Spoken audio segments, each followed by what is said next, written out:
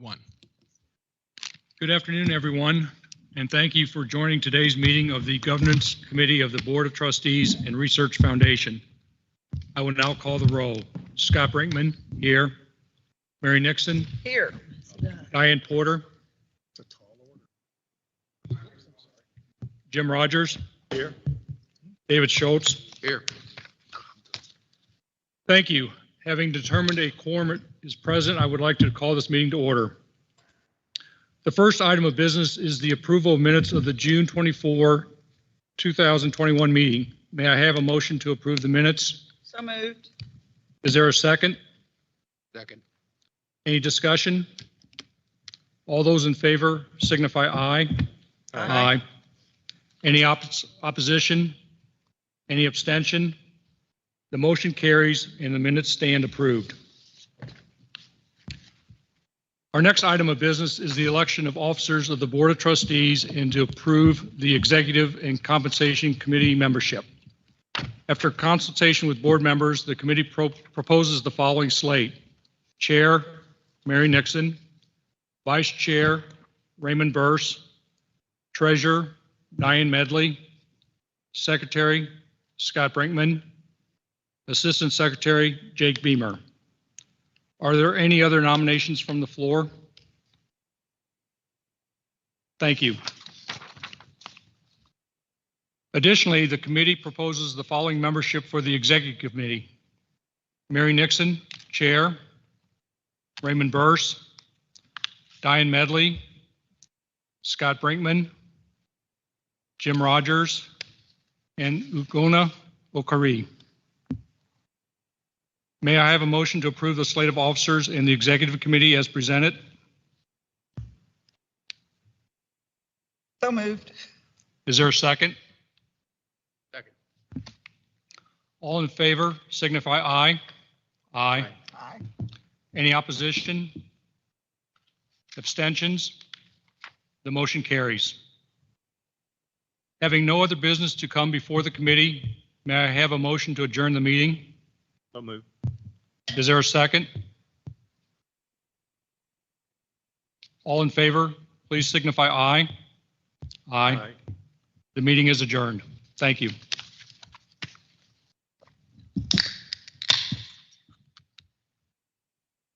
Good to go? Okay, good afternoon, and thank you for joining us for the annual meeting of the University of Louisville Board of Trustees. I will now call the roll. Mary Nixon, I'm here. Scott Brinkman. Here. Raymond Burse. Here. John Chilton. Here. Al Cornish. Here. Diane Medley. Here. Donna Okori. Here. Diane Porter. Oh, she's coming. Jim Rogers. Here. David Schultz. John Smith. Here. Cheryl Zimmerman. Here. Having determined a quorum present, I'd like to call this meeting to order. I'd like to welcome Ugonna to her first meeting. She is the student government president and student constituency representative on the board. We are very excited to work with her. I've had a chance to get to know her a little. Would you like to say a few words? Yes. So hello, everyone. My name is Ugonna Okori. I am a senior here, majoring in public health and minoring in healthcare management. I'm very excited to be serving as U of L student body president alongside EVP Sydney Finley, AVP Alexa Meza, and SVP Eli Cooper. I think it's kind of like a full circle moment for Alexa and I, since we were in the same freshman orientation group together, and now we're here serving on Top 4. And as we're all excited, we do have several goals that we want to achieve during our time here as Top 4, and that's rebranding SGA to be more inclusive and diverse for students, implementing authentic anti-racist initiatives here at U of L, working on opt-out fees for students, creating LLCs for students of color, including more gender-inclusive housing expansion, reconstruction of Rave Alerts and their committees, and increasing university solar energy powers. And we have more plethora of goals that we're working on this summer, so we're excited to get back to campus and make a difference. So thank you all. Thank you. It's great to have you with us. Okay. As chair, it's always my responsibility to remind all members of the board of their responsibility to avoid conflicts of interest and appearances of conflict of interest, each member has received the agenda and related information for this Board of Trustees meeting. If any board members knows of any conflict or potential appearance of conflict with respect to any matter coming before the board, please identify the conflict or appearance of conflict at this time. Hearing none. The first item of business is the approval of the consent agenda as listed. Please call out if you would like to discuss any of these items individually. It is a relatively long list. Anybody?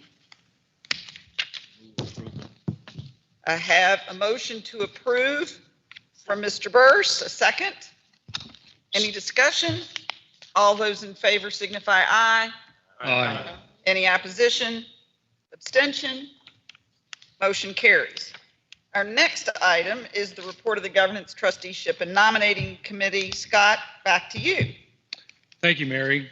The committee met prior to this meeting and approved the slate of officers and executive and compensation committee membership for 2021-2022. That concludes your report. That concludes my That report. was brilliantly brief. Thank you, Scott. May I have a motion to approve the slate of officers and the membership of the Executive and Compensation Committee as presented? So moved. Is there a second? Second. Any discussion? All those in favor signify aye. Aye. Any opposition? Abstention? Motion carries. Our next item is the approval of August degree candidates, which is always my favorite part. Given that the conferral of degrees is the foundation of everything the Board of Trustees is about, it has been proposed that we celebrate and recognize our graduating students' achievements by starting a new tradition that symbolizes our commitment to student success. And that tradition is to allow the SGA president to be the person of record who moves the approval to confer degrees. Yes, so moved. Thank you. Brilliant. Therefore, the president recommends that the Board of Trustees approve the candidates for degrees and certificates to be conferred by the University of Louisville on August 10th, 2021, and the board authorize the university provost to approve the awarding of degrees. Others have been certified as having completed the appropriate courses of study but missed the deadline for board action. Donna, would you like to make this motion? You sort of did. Yeah. Thank you. Is there a second? Discussion? All those in favor, aye. Aye. Any opposition? Abstention? Motion carries. Let's give a round of applause for all our August degrees.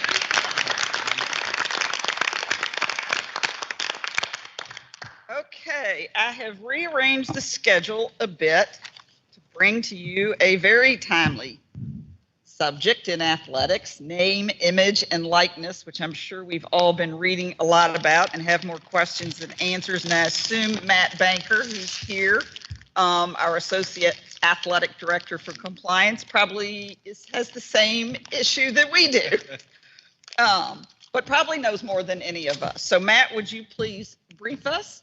Great, and thank you, and good afternoon. Good to see everybody. I just wanted to provide really an overview, and we've got a few slides to sort of supplement my comments today, just to give the group an update on this significant sea change in college sports. You've probably been reading a lot about it, hearing about it, probably being asked about it, all the above. So one thing that's sort of evolved over the last year and a half is states taking action to change and really put to the forefront the ability for student athletes to use their name, image, likeness for promotional opportunities, endorsement opportunities, have more autonomy around it.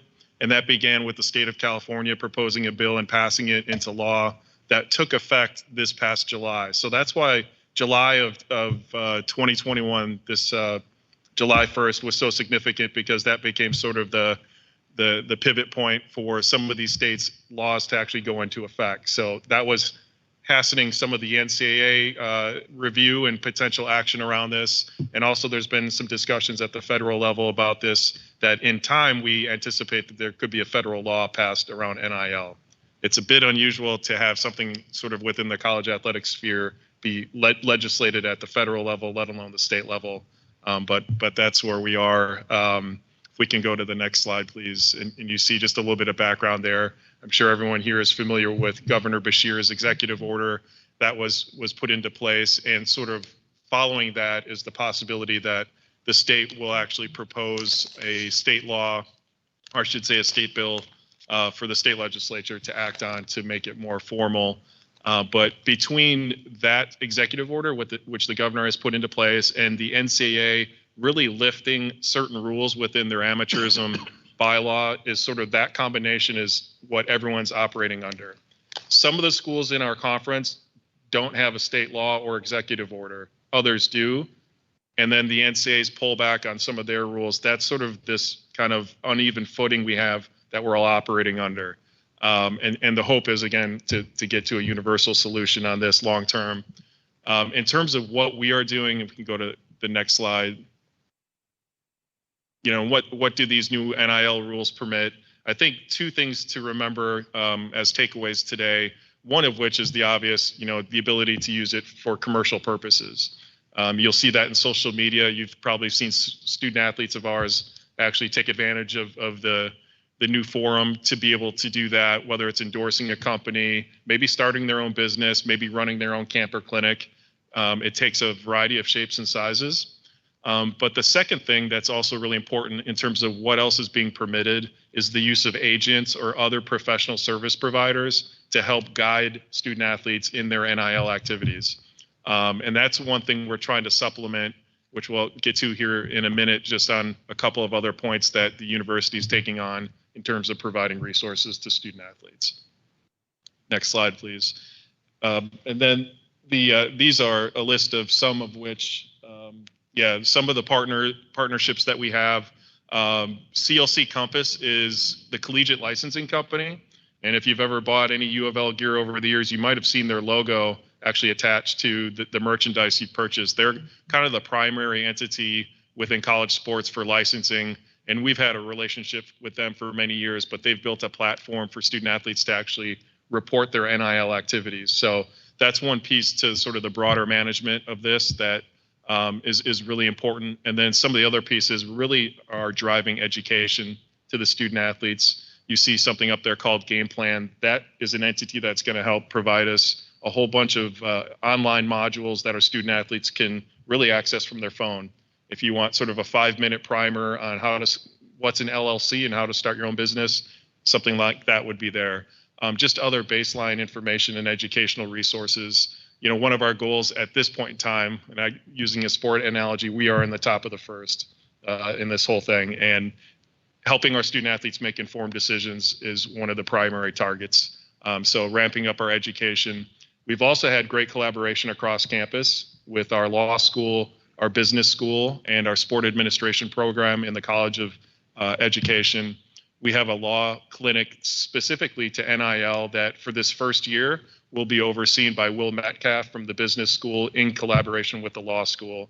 And that will have third-year law students helping any student on campus, not just athletes, with NIL / sort of business entrepreneurial type legal questions. We also have a sport administration program class that you see there, just offering actually a 4-credit class elective this fall. And that's taught by Professor Adam Coco. Open Doors is, and you see this sort of our branded Elevate, and this is kind of the overarching brand of the different initiatives we're doing related to NIL.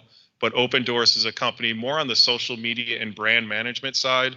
That's become so much more important. And it was interesting, earlier today I met with some of our admissions counselors, and they had a lot of questions about NIL, and they asked us, would we be taking into consideration a student's number of followers through the admissions process? So times are changing.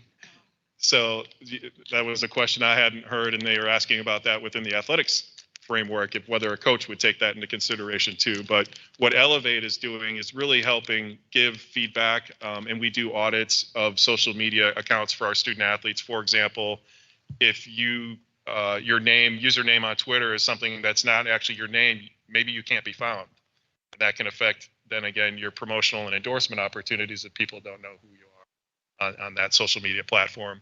Also, just other strategies like when to post, what's the right time of day to post, how often to post, all those sorts of things. So we have a lot of that we certainly provide through a U of L lens, meaning you may see a football student athlete put something on their Instagram that's really U of L branded. It's not an NIL activity. So we use this for promoting the institution and our athletics programs, but there's a lot of takeaways from that they will use in their own NIL pursuits. And then next slide, please. And then this just captures a few things we've referenced already. We also have an advisory board. Since this is new to all of us, new marketplace literally has been created, in which we have different staff and faculty from across campus, several administrators in athletics, but also some of the same people who are running the clinic are involved with this advisory board. We also have representatives from the financial aid office because of the impacts potentially when you earn income, how that affects things like need-based aid, your Pell Grant, and those types of resources. Also, Thomas Beard from our International Center. That's probably one of the hottest topics out of the gates is our international student athletes and their visa status get impacted when you earn income in the United States. So that's a pending question that schools across the country have on how their international student athletes can navigate NIL. And next slide, please.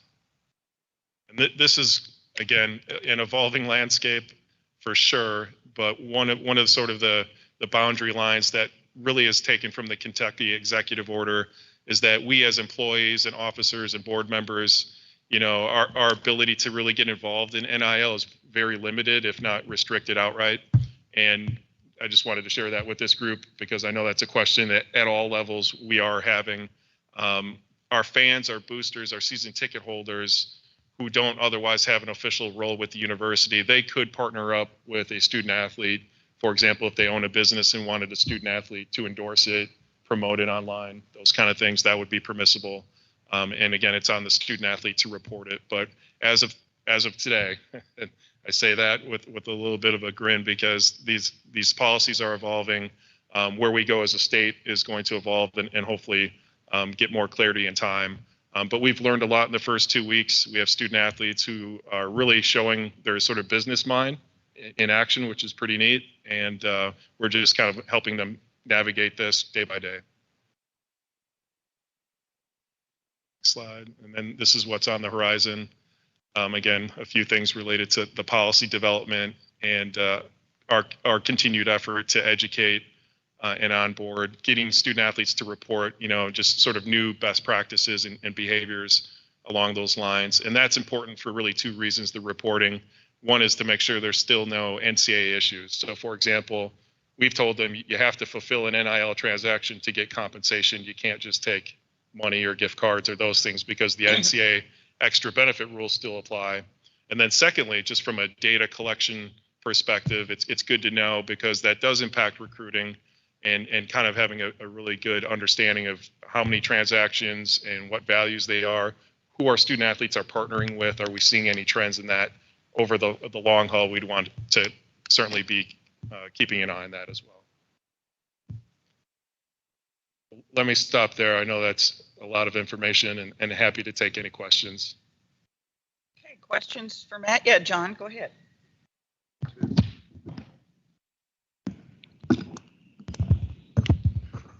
Yeah, I was interested in knowing the implications for the university in the use of athletic images and things that we've used in the past. Do we have to pay for that or should we pay for that? Right. Our intellectual property is probably on the very short list of most important things we're trying to manage and protect. And if that's kind of your question about use of like the cardinal bird head, for example, within the context of NIL, but also use of just pictures, video, and educating our student athletes on the rights perspective of the content that's out there, because it's so easy, you know, from your phone to take something and use it and screenshot it and post it, and suddenly it actually may belong to someone else. So we're definitely continuing to monitor, and in some cases there is going to be some fits and starts here, you know, with student athletes using marks they may not be entitled to within a commercial transaction. But the university uses athletes' images in our promotions and programs and that sort of thing. Right. And so on that side of it, we do ask through forms that we use on the compliance side that student athletes give us permission to do that.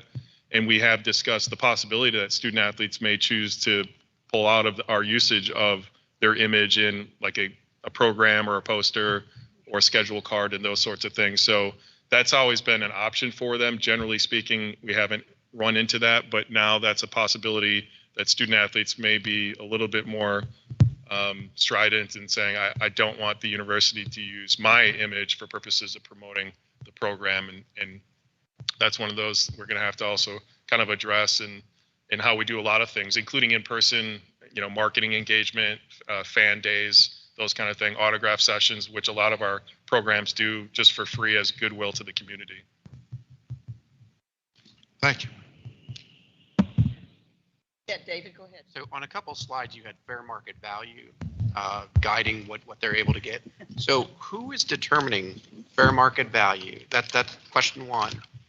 How is that communicated to the student athlete before they get compensation or after? I think it's after. Then you have potential compliance issues. If they're out of fair market value, then that comes back to the university, does it not?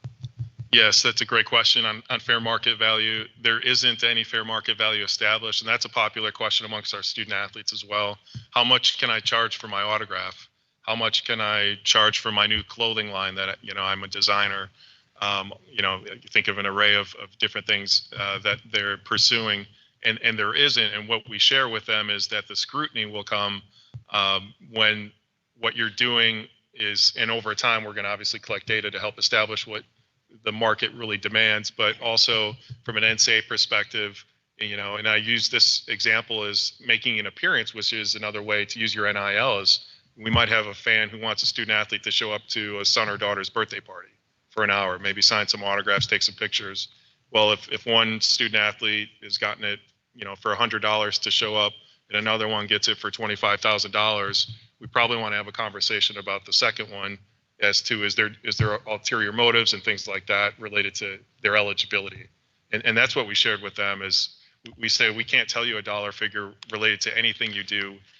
Over time, the market will have to develop based on this. And there's a little bit of correlation, not completely, but a little bit with professional sports endorsements. And especially on the social media side, the number of followers you have, that's a little bit more predictable as we understand it in terms of what you could demand in the market. To social media influence, but what you can do to charge to make an appearance at, a kid's birthday party if you're one of our men's or women's basketball players. Once that happens, I'll bring it back to the board. And I think the other thing, I'm sure you answered this question. I think that the second part of that was the disclosure related to, there is a requirement that they disclose the agreement that they've signed, which we, would house it in a database. And that's where that fair market value will be assessed over time. But the fair market value of a student athlete that is from high school in the city of Louisville, what they do here may be different from what a student athlete may charge in New York City for a similar activity. So there's going to be some wide variances, David, to your question that, this is the trial and error and data over time that's going to help with this. It's not going to be solved day one. Can I ask a follow-up? What do we do if we determine somebody is out of compliance, that they've gotten more than a fair market value? Do we have to report that to the NCAA now? Is it a violation? Does that jeopardize the student? Does it jeopardize our athletic program? Yeah, potentially it could, and that's getting into the early stages of this is, and I can give you a real world example where we're vetting something with the NCAA where a student athlete has a endorsement deal with her former volleyball club. But there are also NCAA rules restricting us from promoting any club or high school for recruiting reasons. So you kind of see where these worlds collide. So whether it's fair market value, that certainly, I don't think personally that there's going to be fair market value eligibility issues right out of the gates just because the market hasn't really been established.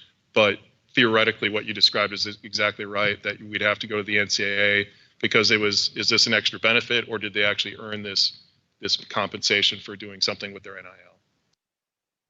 Are the funds paid directly to U of L? I'm sorry, that NIL fees, are they paid directly to the university or to the student? the fees that are earned by the student athletes, they're paid directly to the student athlete. So how would you monitor that?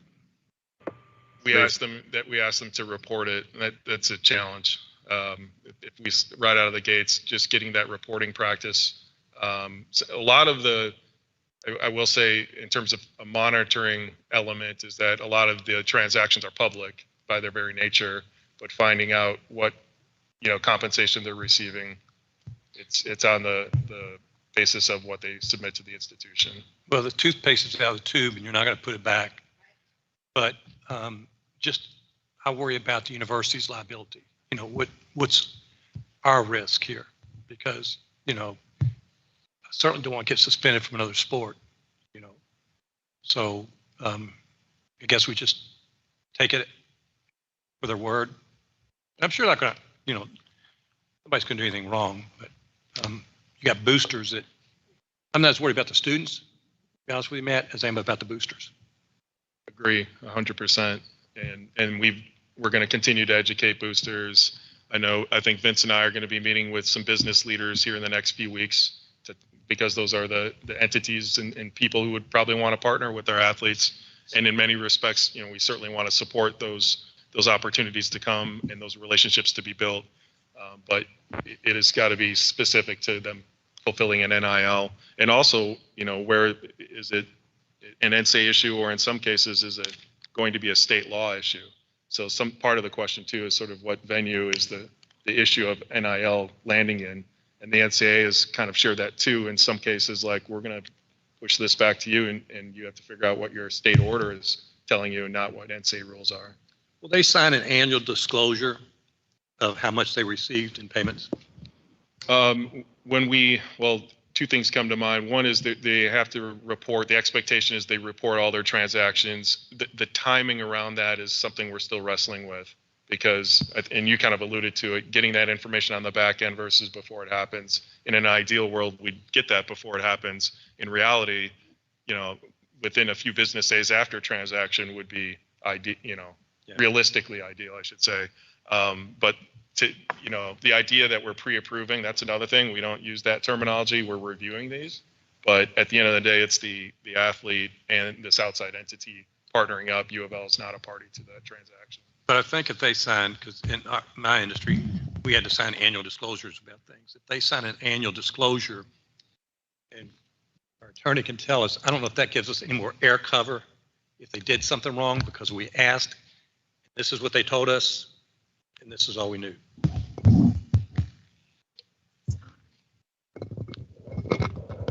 That's it. Is it on? It's Yeah, still I was based going to say, the on executive order individual does basis. give the university the ability to regulate, and it requires that the student athlete disclose to the university. So that's what we're using to determine how we're going to ask them to disclose. Of course, it's a double-edged sword, because the more we know, the more we are responsible for, which means that, and given that we're not a party to the transaction, it puts the university in a really, really precarious situation. But we are up for the task. I think Matt and his crew is definitely ready, but we are in uncharted territory here.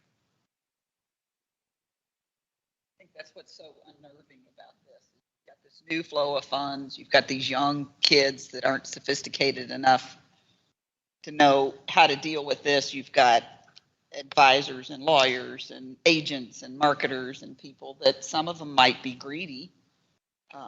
Probably not all of them, but it's hard to know how this thing's going to unfold. I'm pleased to see that, as a university with a whole lot of bright people here, that you've brought people from the education school and the business school and the law school together to sort of think about all the angles of that. Those additional perspectives help. I'm curious, Sandy, whether you've added this to your risk list. We have. Okay, that's good to hear, because Jim, that's your committee.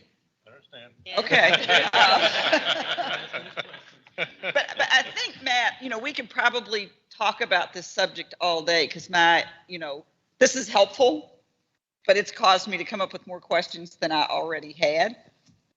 If you could send that, or get Jake to send it to all the trustees, I think probably, we need to think with Neely and Vince about having you come back as this unfolds and gives us an update.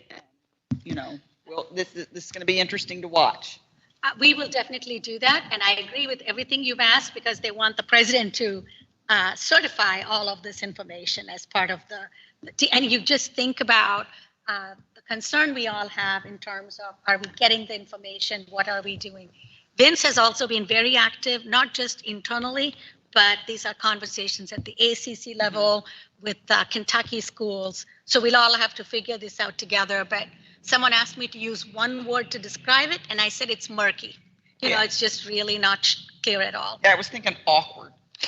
Yep. Murky, awkward, scary. But it is what it is, and we'll have to deal with it. But it's good, Matt, knowing that you're in the saddle. And Sandy's all over this, so we're good. So, any more questions for Matt? Yes, John. I was just wondering if the athletes can charge a fee when they talk to the media. Yep, Post-game interview? Yeah, could be. we've talked about that, and that's a great observation about the sort of encroachment of NIL with traditional athlete activities.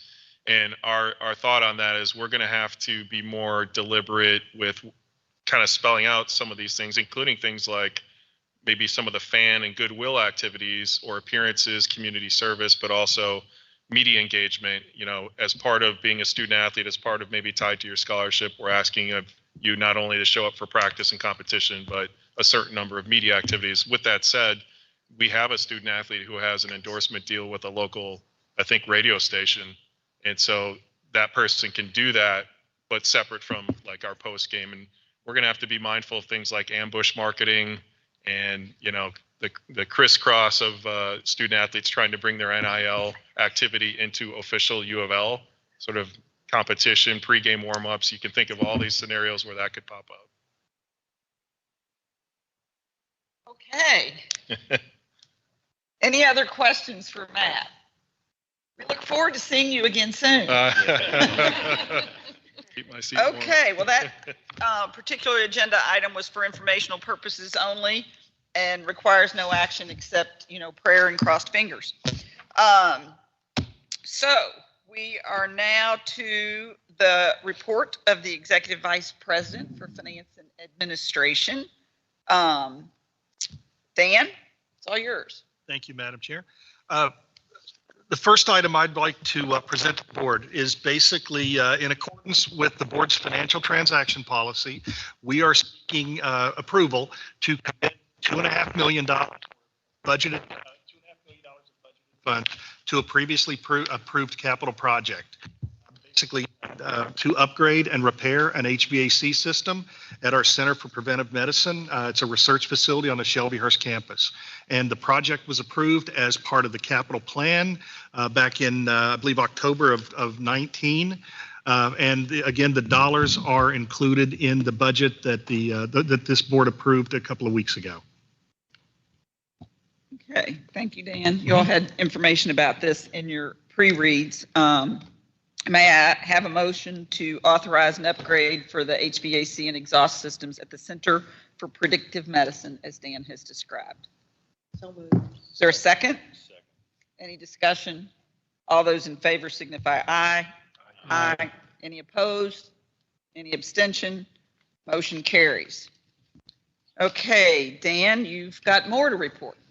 Thank you. The next item is more informational than approval seeking, and that's demolish a facility on campus, especially one that has has the age of this facility. We want to make sure that the board understands and why and what we're doing.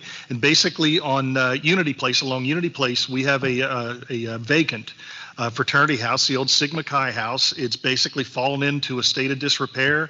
It hasn't been occupied for a couple of years. It has some structural issues, and frankly, it's a safety issue that we feel that it's best to demolish the facility, which we plan to do this summer and have it finished before school starts, and turn the lot into more green space on the corner where it resides. So, informational for the board know being sought. Okay. Okay. least to the, I mean, because Yeah, the- being an old sorority girl over there and loving that Yeah. row of old houses, that I understand it's coming to disrepair. Yeah. But is there just no fraternity or sorority that wants to pick that up? It's, and Dean Martis can speak to it also, but it's to the point where it would cost more to fix it up than it, first of all, the university owns it. Second of all, the cost to repair it would be significantly more than we could probably generate. It only holds like 6 students. It can only house 6 students. So the ability to generate enough revenue to cover a several $100,000 renovation cost just isn't there. And we've been in discussions with the Sigma Chi alumni about renovating that space, and they were looking at a fundraising plan to be able to renovate that space. Now with this decision by our University Planning, Design, and Construction, we'll continue to discuss that possibility with them, but they would have to build something new on that space. So they will be given that first opportunity to come up with a financial proposal that they would present to us on what they would build and how that would be financed. Homes through their housing corporations or whatever take care of their own, even though it's, I guess they lease the land and the building from the university? Yes. The university owns all those buildings and the land on those buildings, except actually for one, the Sigma Kappa house actually is owned by Sigma Kappa and the land is owned by Sigma Kappa. And that's just a historical component of how that's always been. So that's not anything that's new. But we are entered into lease agreements with each of those housing corporations and work with their alumni closely.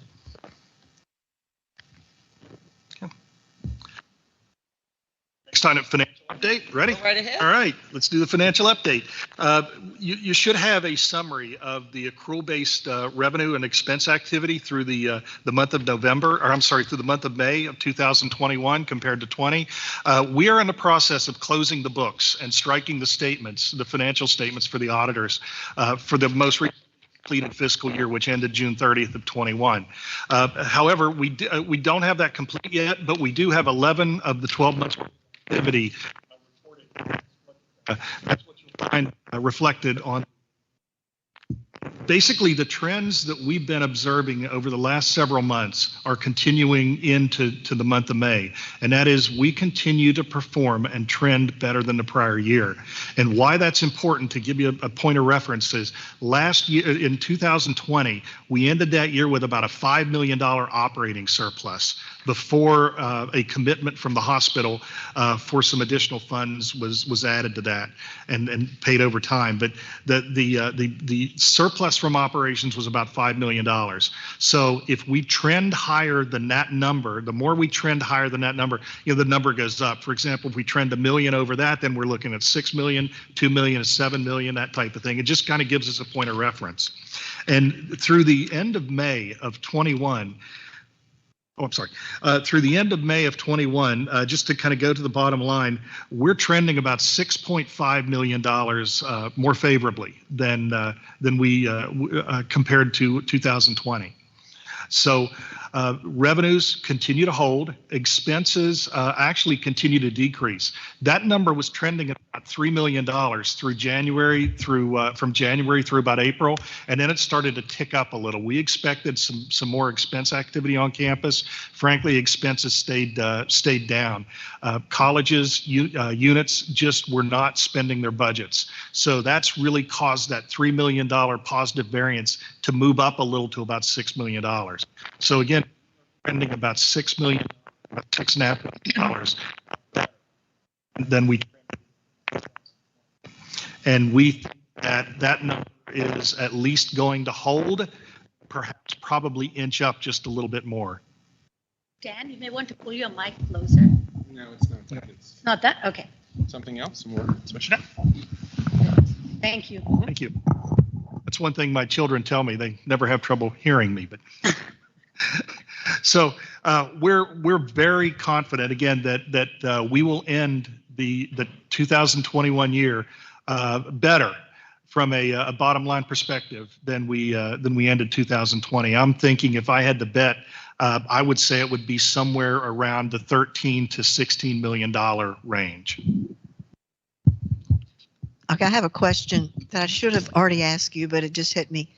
Is there any possibility these savings would be considered carryover? You know how we have this carryover question, at least Mary and I do periodically. Yes, some of it is, like in the colleges, for example, they are allowed to, whatever they don't spend, they are allowed to put it in a savings account within the college for the next year, and it carries over into the future, but they can only use those funds. It's a highly regulated process. They can only use those funds with authorization from the budget office.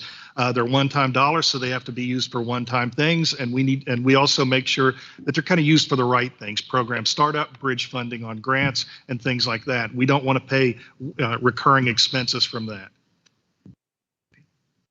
And the other thing that we've tried to do is instill a sense of savings in the colleges. We've tried to push that down. You know, for example, if a college hires a new chairperson or a new dean, rather than they have to rely on the provost's office, for example, for funding it, we want to push that down to them and let them make the choice in terms of how much of a startup package and what it consists of and that type of thing. Kind of gives them some ownership of the process. Dan, in regards to your answer to that question, how much of those carryover funds are budgeted in the FY22 budget, if any? About $20 million. So it's included within there? It's included in the 22 budget. Okay, yes, absolutely. Okay. Yes.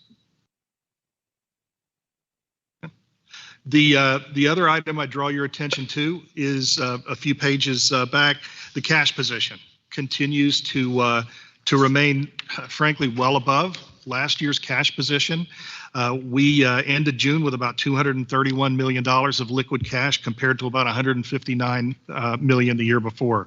And to translate that to days, the end of June, we ended the end of June with about 89 days cash on hand compared to 55 days the year before. So we've really gained some strength and shored up the balance sheet, and also the income statement in terms of generating revenue and revenue and expense stability.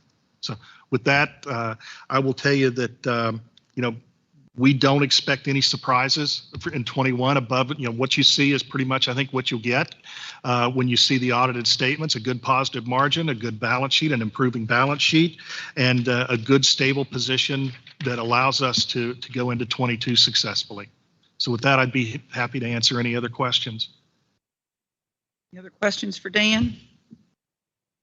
I sort of feel like standing up and doing a cheer or something. After the year we've been through. We're quite proud of this. I would never being have the entire anticipated campus. that we would have a budget surplus and continuing improvement in our cash position, which is obviously, I think I can speak on behalf of the board, a testament to you and your team, Dan, and the work that you all do, and Neely, you and your leadership team, and the financial prudence that you all exhibit. So that is great news. It makes me feel better about, we've included a 2% increase for our faculty and staff. We are returning all the retirement contributions back to where they were. So I just sit here and kind of in awe of where we are, and very, very grateful as a trustee and a lover of U of L that we are where we are. And I can tell you just from talking to other people at other universities, they'd love to be in our shoes. Neely, did you mention something? Oh, yes, I can do that now or Yeah, bring it up do that later now. as you please. So if you would give me 1 second. Madam Chair, thank you for recognizing the difference that this leadership team has made. And I'd like to remind everybody that 3 years ago, when I came here, we had to take some really tough positions because we were put on probation by SACS for our liquidity and for our financial position. I'd like to say thank you to Dan and the team, and I'd also like to say thank you to all of the leadership team, because it's at the college and the college and business unit level where all of these changes have been made. I hogged your stuff. That's quite okay. So not now okay. I would like to ask the board to consider one other aspect, if you would, and that is we our team has been working together, given that we have a confirmed budget surplus now, and that would be Dan Durbin, of course, Lori as Provost and Executive Vice President, and Mary Elizabeth Miles, our Head of HR. And we would like the board to consider a one-time bonus payment for eligible full-time and part-time employees on top of the 2% raise. If the board approves our recommendation, full-time employees to receive a one-time bonus of $1,000 and part-time employees to receive $500. And this would be included in their August paycheck. This, we believe, recognizes the incredible work of our faculty and staff through a very, very tough year, as you know, and it will also serve as a retention strategy for our employees. So that is a motion that I would appreciate. I want to cheer again. So I really will move to approve the president's recommendation for the board to authorize and implement a one-time $1,000 bonus for full-time employees and a $500 bonus for part-time employees, as you've outlined. Is there a second?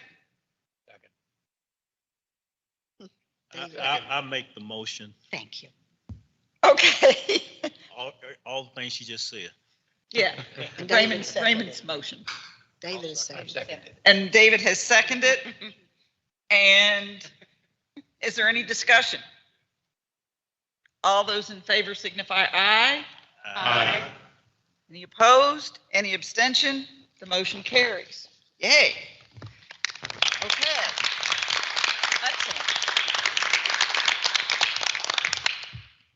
So, may I have a motion to recess to executive session to discuss proposed or pending litigation and personnel matters which might lead to the reappointment and/or dismissal of individual employees pursuant to KRS 61.810(1)(c) and F.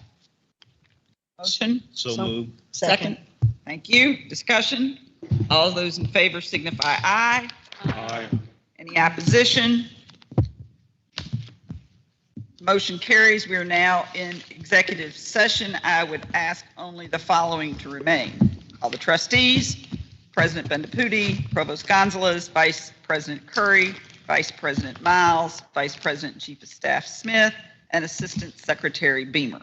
We will alert you when we have concluded the executive session, but please keep an eye out on the live stream for when we resume. Thank you. Thank you. That's going to Oh, no, it's fine.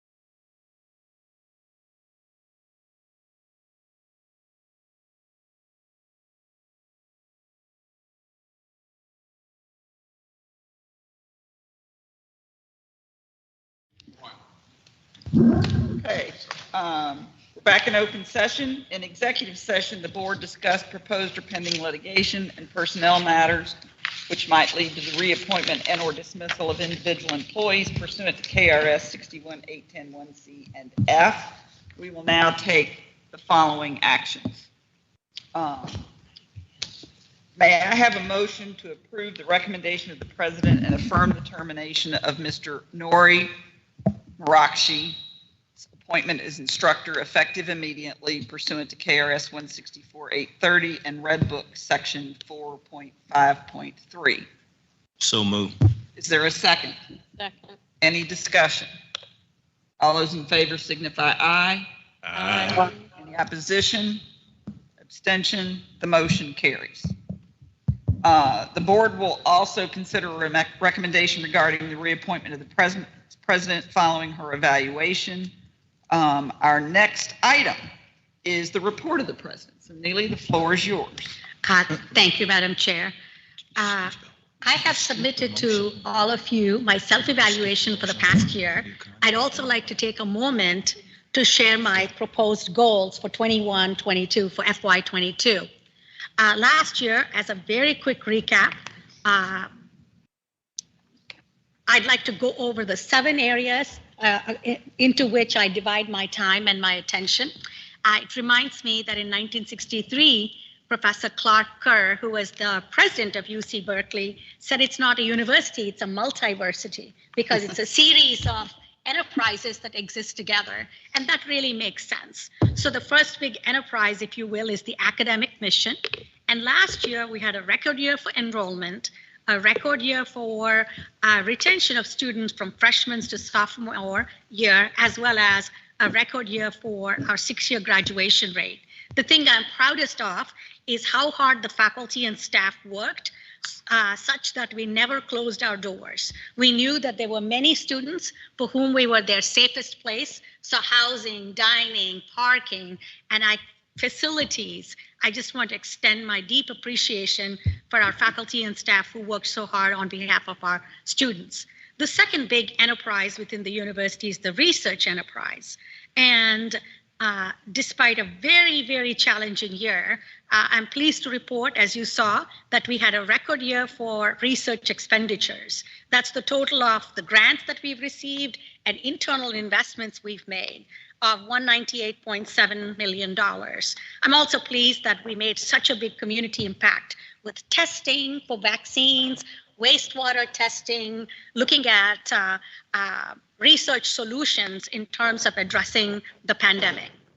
A third big enterprise we have is the clinical enterprise. As you know, and with your support, we now have a $1.8 billion healthcare enterprise. 18 months into the acquisition, I'm pleased to say that the group there, from Tom Miller, Jason Smith, John Klein, everybody participated so much in our vaccinations, testing in the community, etc. Athletic enterprise. This is an interesting area because it's less than 10% of our budget and it's a couple hundred employees, but it's always the front porch to the university. And once again, our graduation rates were over 91% for our athletes. And there have been stresses on our financial situation that we continue to work through. And we had great performance on the Olympic sports, but we realize we have a ways to go and we will to be competitive in other areas as well. A fifth arena in which I spend my time is external relationships. And that's the government, other educational institutions, donors, alumni, nonprofit organizations, etc. Pleased to report that that work continues to go well. A sixth arena, the financial and infrastructure enterprise. You've already heard about this, so I won't belabor the points. We're working really hard for fiscal management, improving our profile, a record year for financial performance. And of course, as you all know, we were very gratified that both Moody's and S&P actually upgraded our status and outlook. The final area that I focus my attention on is building our leadership team. I am delighted that the team is coming together well. And as someone who's worked in educational institutions and private enterprise, I will tell you that this team is as strong as any I have worked with. We've been busy. August 2020, we brought on our VP for advancement. The provost joined us in April 2021, as did our general counsel. So I feel very good. There are 12 people who report to me, and I'm really, really pleased with how we are working together. As far as goals for the coming year, again, a reminder, this should all be very familiar to you because we're now in year 3 of our strategic plan. We set these goals in 2019 through 2022. And again, a reminder, year 1, which was FY20, we published the report in November 2020. You see updated metrics. So November 21, you'll see the results for this past year. So now as I look forward to year 3 of the strategic plan, these goals come straight out of our strategic plan. So they may sound new, but there's been 18 months of work that has gone into it. So on the academic core, we continue to focus on academic achievement for students. Our anti-racism words will mean nothing if we are not able to really focus on reducing the gap for our underrepresented minorities and low-income students on all the metrics that we track. I know that's not an overnight task, but it's something my team and I are deeply committed to. We also are focusing on enriching the student experience. Every single student at UFL, we want them to have enrichment through internships, study abroad, undergraduate research, etc. So a goal we've set, and Provost Gonzalez is leading this, is launching our Center for Engaged Learning. And another area in academics, we realized that we must focus and develop our Speed School of Engineering. There are many areas. It's not to say the others are not going to get the attention, but we realize the severe need for more engineers in our local economy, and that's something we're focused on doing. Research and innovation. January 2020 is when our EVP for research joined us, and we continue to work on research prominence and success. The national reputation of a university is built around research, and we'll continue to do that. And another goal is to successfully implement the infrastructure improvements that support research and innovation. In many areas, we're severely outdated, and this has to be a priority for the university. Clinical care, providing outstanding clinical care to our patients. I am delighted to share, was it yesterday or the day before? It's a blur in my mind, but we did open our Urgent Care Plus in Parkland, 7-day-a-week urgent care, 5-day-a-week primary care, and we are looking at another location in West Louisville to, again, expand service to these federally designated underserved communities for medical care. And we are continuing to bring cutting-edge research to benefit clinical care. So if you see the power of you, that's we are advertising, it's the power of the university and the research being done here to provide clinical care that's not available without that academic partnership. Win with integrity in athletics. That is something we are very, very focused on. I also hope that this year we'll do 2 things. Improve the financial stability of athletics. Because of the pandemic, it was headwinds we had to face. And of course, we hope also to wrap up the work with the NCAA and the IARP process. In building trust with constituents and partners, this is going to be a big year. We are going to develop with broad engagement of constituents, and we'll bring back to you the 2022-2025, phase 2 of the strategic plan. We will also be launching our integrated brand campaign. This past year, when we knew we couldn't do as much, we truly focused on building out the brand campaign, and Dr. Smith and his team will oversee that.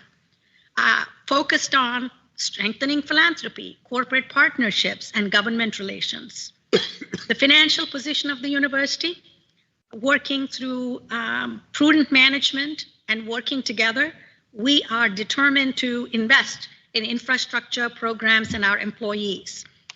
We are conducting a compensation study so that we can be competitive in looking for and retaining talent. Finally, on building a successful, strong, cohesive leadership team, we would have another critical position to fill. We're doing the search for the Vice President for Diversity and Equity. And we also hope to develop and present to you and secure approval for our goals for the anti-racism agenda. We'll continue to invest in the Employee Success Center, and we know we have to increase resiliency and efficiency with return to campus and hybrid work environments. One other thing that's on my mind, especially in talking to other presidents, Mary Elizabeth Miles and I've been talking about this, is to ensure successful succession planning across two top levels in the university and build that discipline throughout an enterprise, something that is extremely common in business and unfortunately not as common in academic enterprises. And personally, Madam Chair, I'm going to set a sustainable pace in return to campus and events and entertaining. I realize Vacation? Are you going to take a vacation? it will happen. It will happen. And then finally, given that I have a strong internal team in place, I'm really looking forward to focus on external relationships. So as I enter my senior year, these are my goals for our university. Excellent. Thank you, ma'am. So there's no action required. That was a preview of Neely's goals. We will bring them back to the board with more detail and how they're going to be measured at our next meeting. Anything else? Okay, thank you very much. Next is the report of the chair. So I'll begin with the president's evaluation. Just a reminder that every year at the annual meeting, we review the performance of our president's performance. The process this year is very similar to what we've done in prior years, the last 2 years since Neely's been here. The process is administered by the Office of Academic Planning and Accountability on behalf of the Board of Trustees, Governance, Trusteeship, and Nominating Committee, which Mr. Brinkman chairs. We send an online tool to each of the trustees. The results are then compiled, sent back to me, and the president also submits to the trustees her evaluation. And then look at all that, talk to all the trustees, and bring to you a summary of it. The evaluation tool covers what I'll call tone at the top. Those things like integrity, openness, and transparency, as well as a lot of other leadership attributes in terms of Neely's ability to communicate the university's vision, manage the university's resources, her commitment to diversity, equity, and inclusion, her commitment to shared governance, her ability to build and lead a competent team, her ability to build relationships with key community and business leaders, government leaders, et cetera. And obviously, new to the evaluation this year was her ability to what I hope was a one-time global pandemic, but her ability to lead the university through the global pandemic. The score was pretty consistent. The trustees have agreement or strong agreement that she has met or exceeded expectations across all of those attributes. In terms of highlights, there are things I'd, like to call out, some of which have been mentioned throughout the course of the meeting. I think, since Neely joined us, her leadership's been tested, initially by just a lot of the things that she inherited that needed to be worked on. And we've recognized in prior evaluations that she has handled those challenges well, and at the same time, moved the university forward. No one could have predicted the significant additional challenges that came along this past year with the global pandemic and the national recognition with the new navigating the movement for Black Lives. I think it is fair to say that Neely and her team have demonstrated incredible nimbleness, fearlessness, aggressiveness, and taken action across those areas, always, first and foremost, addressing the needs of the students. To pivot to online learning, stabilizing our finances, stabilizing and actually increasing enrollment last fall, which is just pretty darn amazing. U of L played a key role, as we all know, and felt in our arms, a lead role in the community on COVID-19 testing and the vaccination rollout. And at the same time, we're able to keep the fires burning in order to raise a record amount. It's been mentioned, $170 million, a record amount for research funding, meeting goals developed from our strategic plan, continuing to move it forward, including the stated grand challenges. Neely just went through those. She has built out her leadership team with 2 outstanding new hires, our new general counsel, Angela Curry, and our new provost, and Lori Gonzalez, and managed during all of this to keep the implementation of our expanded healthcare facility, which was a tall order in and of itself, to keep that on track, which also was seriously impacted by the challenge of the pandemic. So I think net, universal alignment that she has exhibited tremendous leadership through a year that had already aspirational goals, but made more difficult by the dual challenges that came on top of it. And that leads me to the next item on the agenda, which is your compensation package. As you may recall, or you may not, Neely's original 5-year contract provided for a base pay and bonus for a total targeted cash compensation of close to $800,000. Her total cash compensation, including a bonus element, which was guaranteed for her first 2 years. In May of 19, the second year she was here, the Board of Trustees voted to increase that total cash compensation target to $875, where it stands today. Her current contract also included a provision at the end of her second year, which would have been June 30th, 2020, the Board of Trustees was obligated to conduct a review of her compensation based on her performance, current compensation levels, compared with presidents of other research universities nationally. And I'm happy to report that that Board of Trustees have completed that review process. We engaged an outside consulting firm, Siegel, which is the same firm doing our overall university-wide compensation study. They worked with us and leaders of the university's HR team. Thank you, Mary Elizabeth Miles, for all your hard work on this. And they worked to help us develop a list of peer universities, other Research One universities with healthcare enterprises that were of similar size in terms of enrollment and budgets. We also asked them to help us develop a list of what we call the aspirant peer universities. We know Neely is on a lot of universities and university recruiters' radar screens. And we want to know, what that competitive set is in terms of what we're competing against.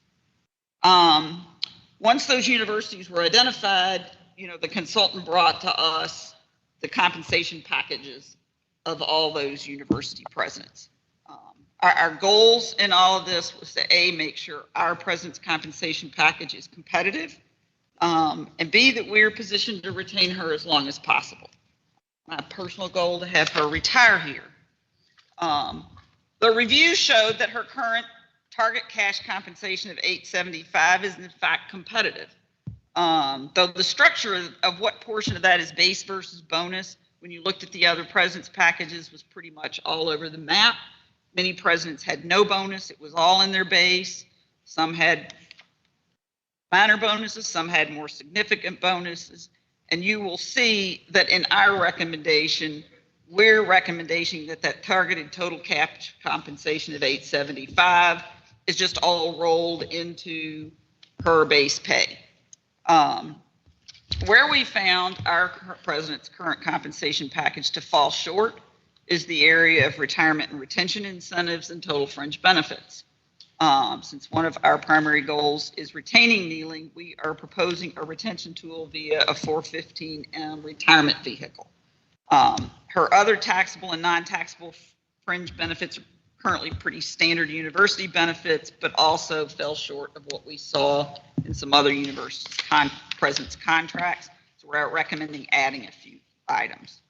We relied heavily on Siegel for the competitive data and the possible options to develop those shortfalls, and then our HR team to really guide us on which options best fit with our cardinal principles, that are going to be aligned with what we believe the university-wide compensation study might tell us, and as well as which retirement retention tool might make sense for us. We've also been very mindful as we've gone through this review, that our faculty and staff compensation philosophy is still in process, and we have work to do there on their behalfs. We wanted to have as much consistency with how we think that might unfold with what we're doing, but also recognize the unique breadth and depth of the president's role and the unique competitive landscape that entails. Now that that review is complete, I am pleased to bring forward the following recommendation as a motion. Like to entertain a motion that the Board of Trustees approve the following. A revision of the president's current contract to eliminate the bonus structure and reset her salary to $875,000, her current total contracted compensation, with a one-time catch-up payment for services rendered from July 1, 2020 to June 30, 2021, to be payable on or before September 15th, 2021. That would be $150,000. To enter into a new contract to appoint the president to a new 5-year term to begin July 1, 2021, with an annualized salary of $875,000 per year, subject to the same terms and conditions of the existing agreement, with the following notations. Under the new contract, annual payments of $200,000 will be made on the president's behalf to the university's 415M retirement plan, beginning of each fiscal year of the new contract term beginning July 2021. President will be vested 100% in each year on June 30 for the contributions made to that plan for that fiscal year, payment to be made upon her departure. The new contract will include a life insurance policy and other standard presidential benefits, including spouse travel to games, athletic tickets, and the membership, U of L golf membership.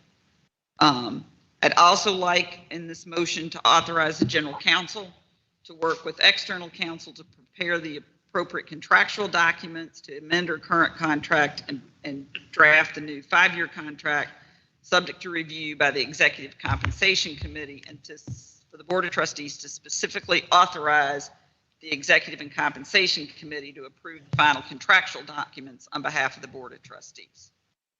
May I have a motion? Madam Chairman, in the interest of further advancing the University of Louisville as an academic institution and sending a loud, clear message to our society that we are, I move all the things you just read. Thank you. Is there a second? Second. Second. Any discussion? All those in favor signify aye. Aye. Any opposition? Any abstention? Abstain. Madam Chair, I'd like to make just a statement. Yes, sir, John. My abstention should be taken in no way as any sign of a lack of respect, support, or confidence in the president. I sit in a very unique chair, being a full voting trustee, and the fiduciary duty that I have with that. But I also have to recognize that I sit in this chair only because of constituency representation, and I'm concerned with the perception of the increase to staff who have not kept pace with inflation, with raises that we have either received or not received. So I did not want the connotation of a vote to be out there. But I fully support our president. The vast majority of our staff fully support our president. We are like you. We hope she retires from this institution. And it's just a platform for me to shine a light on the ongoing salary struggles of our staff. Understand. Motion carries. Thank you. Lastly, not done yet, I'd like to remind all the trustees that following today's meeting, we will take a short break and hold our annual orientation session. All trustees are required to attend. Having no other business to come before the board, may I have a motion to adjourn the meeting? Is there a second? Second.